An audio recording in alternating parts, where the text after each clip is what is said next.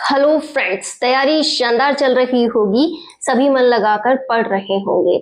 आप में से अधिकतर बहनों का कहना है कि मैम कुछ ऐसे कारण हैं जिनकी वजह से हम नहीं पढ़ पा रहे हैं, जिसमें से पहला कारण आता है कि जैसे ही हम पढ़ने का सोचते हैं, जैसे इन दिनों की स्पेशल बात की जाए तो इन दिनों नींद ने इतना परेशान किया हुआ है कि हम प्रॉपरली पढ़ नहीं पा रहे हैं। कि सोचते हैं कम सोना है, अधिक पढ़ना है, लेकिन नींद जो है पूरी तरह से हावी रहती है, आलस अधिक आता है।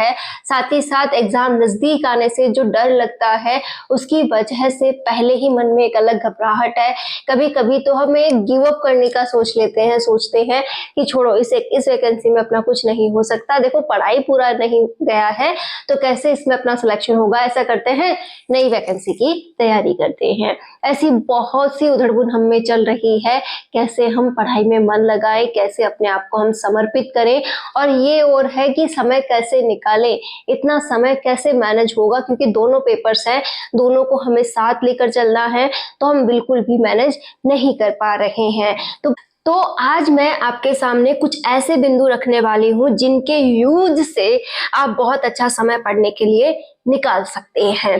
जैसे बात करें कि अगर हम सुबह जल्दी उठते हैं, देखिए ये आपके ऊपर डिपेंड करता है कि आप सुबह जल्दी उठती हैं या रात को लेट तक सोती हैं, क्योंकि ये मैनेजमेंट हमारी परिस्थितियों के अनुसार है। जैसे बच्चे छोटे हैं तो आप जरूरी नहीं कि सुबह जल्दी उठ पाए, आप रात को भी ज्यादा पढ़ सकती हैं। लेकिन कुल मिलाकर हमें ये सोचना है कि कहाँ कहाँ पर मैं नींद की कमी करूं। नींद देखो आएगी, नींद आपको इस तरीके से परेशान करेगी कि नहीं आपसे नहीं होगा, लेकिन वो 15 से 20 मिनट जब नींद हावी रहती है, नींद पूरी तरह से आपको अपने वश में रखती है कि भाई सो जा, बाद में पढ़ लेना, ऐसे वैसे, तो उस समय आपको बस डटे रहना है, उस जगह से नहीं उठना है जहां आप पढ़ रहे हैं। बस कोशिश करो कि अपने आप को मना सको कि 10 मिनट और बैठ जाती हूँ, आधा घंटा और बैठ जाती हूँ, अपने आप को कहीं और व्यस्त कर लीजिए। जैसे आप पढ़ाई में अगर नींद आ रही है तो आप खड़े हो जाइए, पानी वगैरह पीकर आइए, वॉशरूम जाकर आइए और कुछ देर कुछ अलग काम कीजिए, जिससे कि आपका ध्यान नींद से हट जाए। और जैसे ही नींद से आपका ध्यान हट जाए आप वापस से पढ़ने बैठ जाइए, या फिर पढ़ाई के दौरान ही आप अपने आप को एक्टिव कर लीजिए। जैसे आपने उससे रिलेटेड कोई क्वेश्चन सॉल्व कर लिया, अपने आप को एक्टिव मोड में आप ले आए कि हाँ इसका क्वेश्चन देखती हूँ कैसा आता है, या फिर ये क्वेश्चन इसका आया हुआ है, इसका जवाब क्या हो सकता है। मतलब माइंड को आप प्रेशराइज कीजिए, पूरी तरह से आपको एक्टिव मोड में वापस आना है। तो ये 15 से 20 मिनट आपको वहीं पर बैठे रहना है, वहीं पर जहां पर आपका सोने का बिल्कुल भी नहीं है, केवल पढ़ने की व्यवस्था है, वहीं पर आप रहिए, बैठे रहिए, घूमिए, मतलब वहीं पर आपको एडजस्ट करना होगा। यदि आप सोने चले गए तो आपका नींद आना स्वाभाविक है, क्योंकि आप नींद से हार चुके हो। तो आपको उसी समय कंट्रोल अगर आप कर लेते हैं तो फिर एक लंबे समय तक आपको नींद नहीं आती है। यहाँ पर एक बात हमने ये जान ली कि नींद को तो हमें कम करना पड़ेगा। 5 घंटा 6 घंटा आप लीजिए, 5 घंटे की कोशिश कीजिए कि इन दिनों अगर हमने 5 घंटा लिया तो कोई प्रॉब्लम नहीं होने वाली। तो 5 घंटे की नींद सफिशिएंट है। उसके अलावा जितना भी समय मिले उसे मुझे पढ़ने पर और अपने कामों में खर्च करना है। अब बात यही आ जाती है कि गृहिणियों के पास काम बहुत अधिक होते हैं, परिस्थितियां बहुत उनके विपरीत होती हैं, यहाँ तक कि कई गृहिणियां पढ़ना चाहते हुए भी नहीं पढ़ पाती हैं।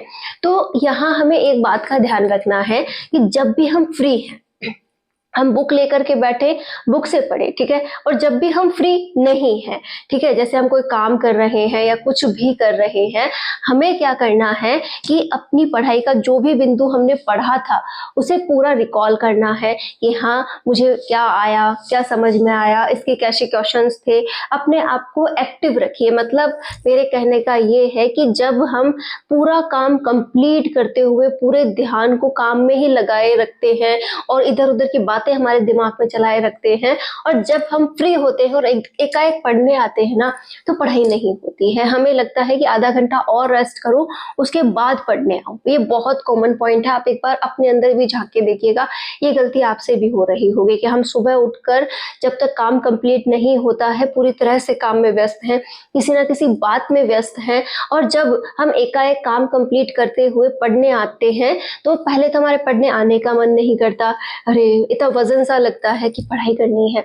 फिर उसके बाद जैसे हम पहुंच भी जाते हैं तो लगता है थोड़ा आराम कर लूँ, थोड़ा आलस कर लूँ, और फिर उसके बाद हम वापस से जब पढ़ने के लिए मतलब छोड़ दिया, सब कुछ कर दिया, फिर भी अगर पढ़ने बैठ गए तो हम उस पर समर्पित नहीं हो पाते हैं, आधा घंटा और खर्च हो जाता है।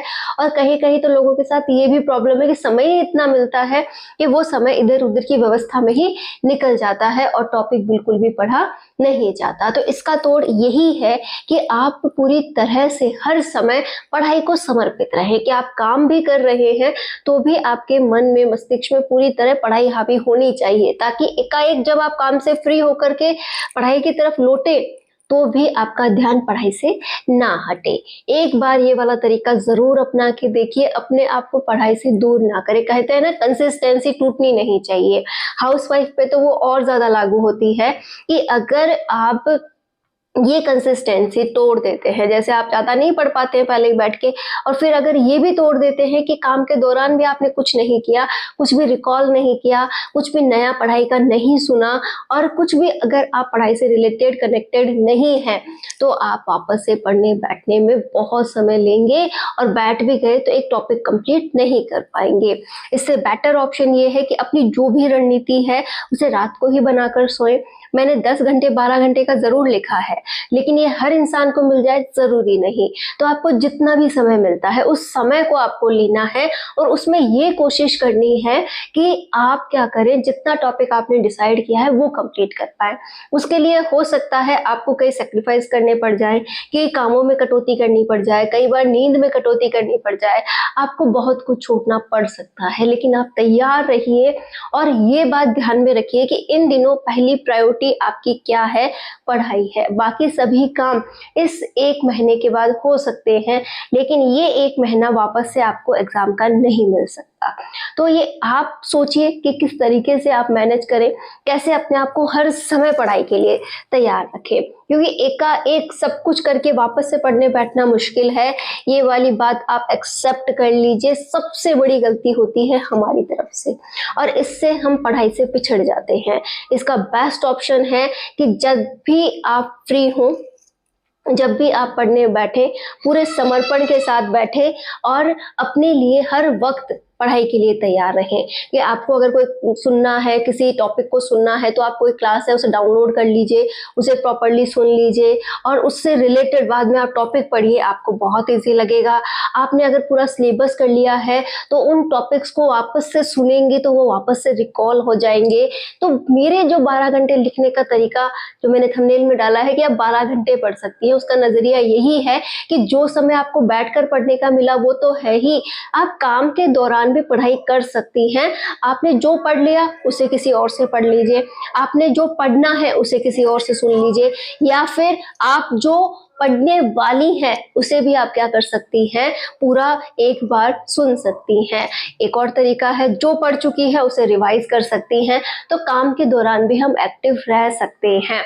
अगर आपको लगता है कि मैं फोन, ईयरफोन वगैरह कुछ नहीं लगा सकती, तो कोई बात नहीं, आप बुक को खोलकर छोड़ दीजिए आसपास जहां भी काम कर रही हैं, और जो जो टॉपिक्स आपको पढ़ने हैं उन्हें बार बार वहीं से पढ़कर बार बार दोहराइए, ताकि वो कंठस्थ हो जाए, आपको वो नाम लर्न हो जाए जो आपको लर्न करने हैं। कोई सन आपको लर्न करनी है, कोई इंपॉर्टेंट पॉइंट्स आपको लर्न करने हैं, वो लर्न होंगे।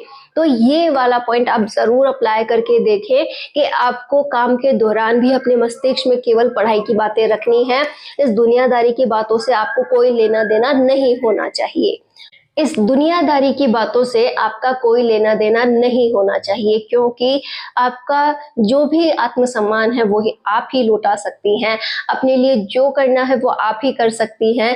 ये दुनियादारी आपकी सफलता के बाद आपका थोड़ा बहुत सम्मान कर ले तो कर ले, अदरवाइज पीठ पीछे आपकी उतनी ही बुराई होती है जितनी सामने आपके सामने किसी और की होती है। तो कभी भी इस दुनियादारी के चक्कर में ना पड़े, उनकी सोच को अपने ऊपर हावी ना होने दें कि वो लोग आपके बारे में क्या सोचते हैं और वो लोग आपको क्या समझते हैं। इससे आपको कोई फर्क नहीं पड़ना चाहिए, क्योंकि वो उनका नजरिया है, वो अपने से ऊपर किसी को देखना नहीं चाहते, तो वो आपको उसी लेवल पर सोचेंगे, वो आपको उससे ऊपर नहीं सोच सकते। कई लोग तो इतने ज्यादा दो तरीके के होते हैं, ये इतना मीठा बनते हैं सामने, इतना मीठा बनते हैं कि उन्हें पहचानना भी मुश्किल हो जाता है, और पीठ पीछे सबसे ज्यादा तीखे आपके लिए वही हो सकते हैं। तो प्लीज इस दुनियादारी से आप जितना बच सके ना उतना बचिए, काम से काम रखिए, और जितना अपने ऊपर समय दे सके उतना ही कम है, क्योंकि हमें जब तक खुद की वैल्यू नहीं होगी, खुद से प्यार नहीं होगा, हम कुछ नहीं कर सकते। ये तो एक मात्र जरिया है कि हम हमारे लिए कुछ कर रहे हैं। अदरवाइज आप अपने लिए जितना अच्छा कर सके, अपनी पर्सनैलिटी में इम्प्रूवमेंट कीजिए, अपने लिए खड़े होना सीखिए, सही बात को सही कहना सीखिए, अपने बच्चों के लिए आप हर वक्त तैयार रहिए। ये वो बातें हैं जो एक इंसान को महान बना सकती है। और महानता वो नहीं कि लोग आपको महान माने, आपको अंदर से अपने आप को अच्छा मानना होगा कि हाँ मैं बहुत अच्छी हूँ। और ये फीलिंग कब आती है? तब आप पूरी तरह से तैयार होते हैं हर एक बात के लिए। तो उम्मीद है आप बहुत अच्छी व्यक्तित्व के साथ अपने आप को पढ़ाई के लिए समर्पित करेंगी, अपने अंदर एक वो वाला मतलब एक अलग ही होता है ना, खुशी वाला माहौल लेकर आएंगी कि नहीं भाई पढ़ूंगी तो जिंदगी बदल सकती हूँ, अपनी भी और अपने बच्चों की भी।